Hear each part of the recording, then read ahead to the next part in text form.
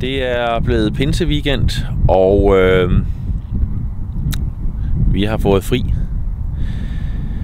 Og det fik vi sådan, det var lidt sent, inden vi kom ned til båden, så i stedet for at ligge og sejle hele aftenen, jamen så valgte vi at lægge os lige uden for havnen. Vores havn den ligger lige hernede.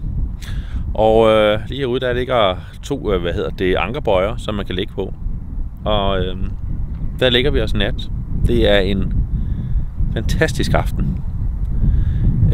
Og vi kan se, at vi er ikke de eneste, der har valgt at benytte sig af det gode vejr.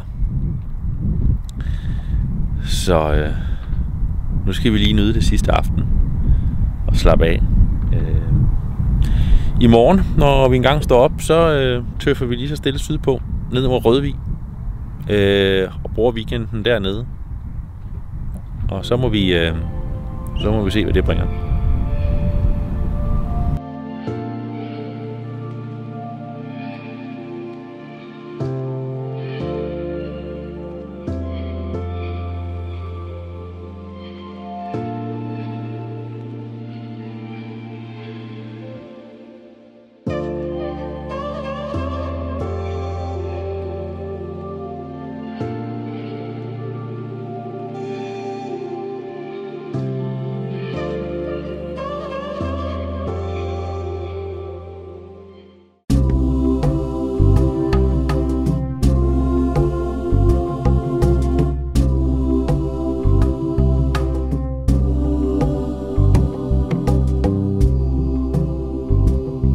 Vi er jo bare en helt almindelig familie, ligesom alle andre. Vi har en båd, som vi sejler i, og det gør vi, når vi har tid, i weekender og i ferier. Vi har ikke nogen planer om at sejle jorden rundt, for vi elsker at sejle rundt her i Danmark og i vores naboland.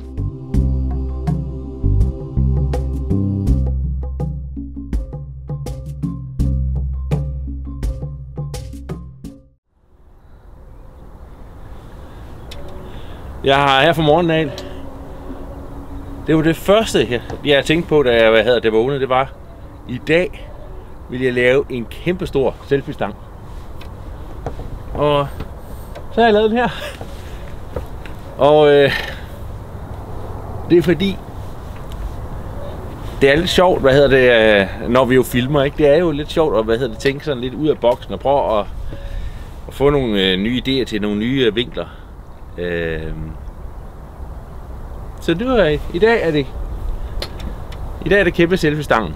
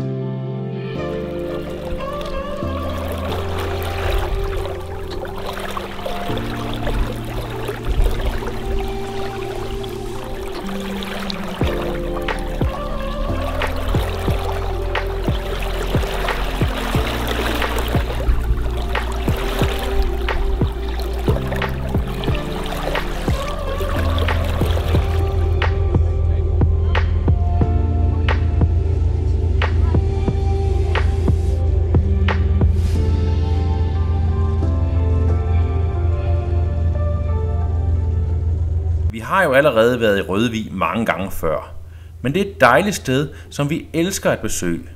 Denne gang har vi dog tænkt at vende blikket lidt væk fra klinten og se lidt mere på, hvad der gemmer sig syd og vest for byen.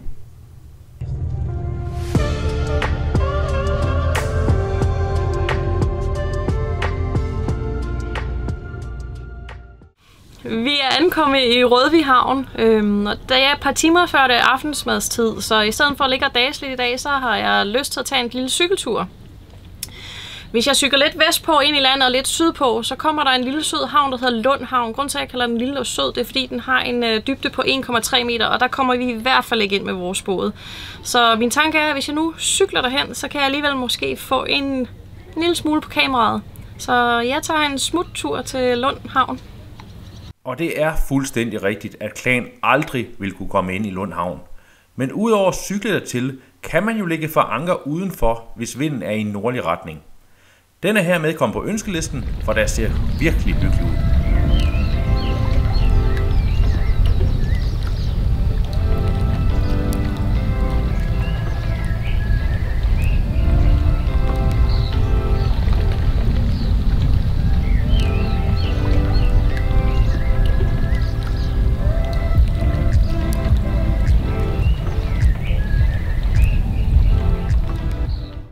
Nu maler vi Rødvig, og det har vi været mange gange. Så går vi op langs Klinten, fordi den der trækker naturligt, ikke? Og den er jo så lidt speciel. Der har vi været mange gange, men i dag der prøver vi simpelthen at gå den anden vej. Og så følge stranden, og så gå ud i fællesskoven for at se, hvad det er. Så afsted med os.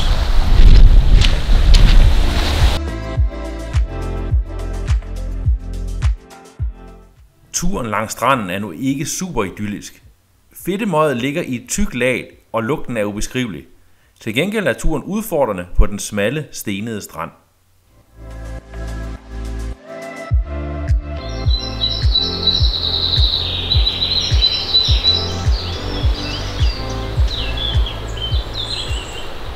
Jamen, så er vi nået ned i fællesskoven, som der står på søkortet. I virkeligheden så hører det til Vemmentofte Kloster, tror jeg nok, det hedder.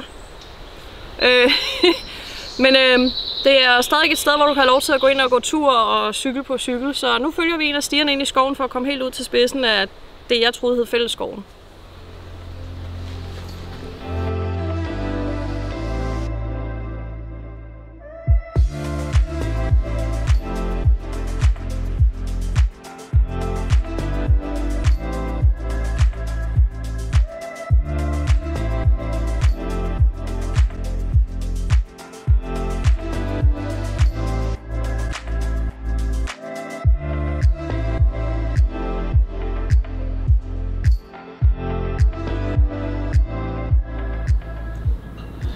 Jeg tror aldrig nogensinde, jeg kommer til at sejle jorden rundt.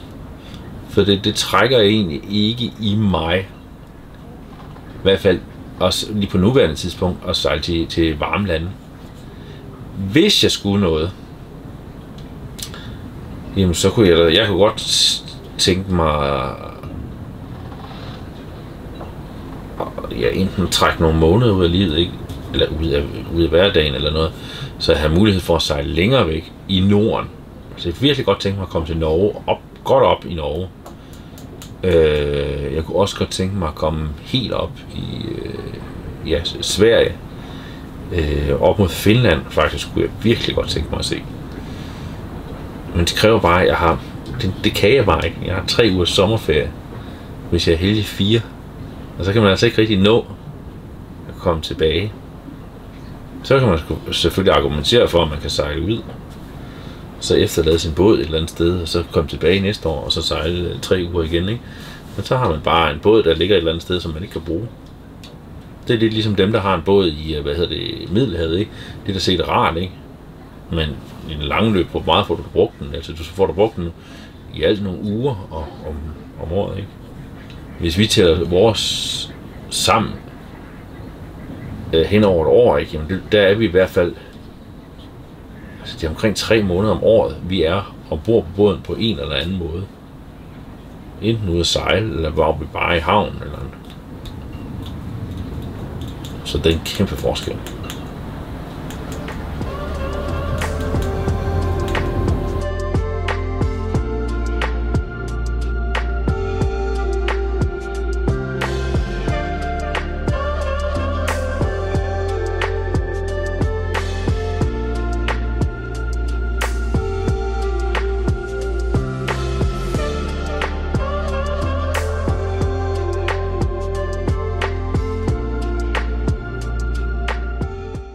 I må selv gætte, hvor vi tager hen i næste uge af På Tur med Klan.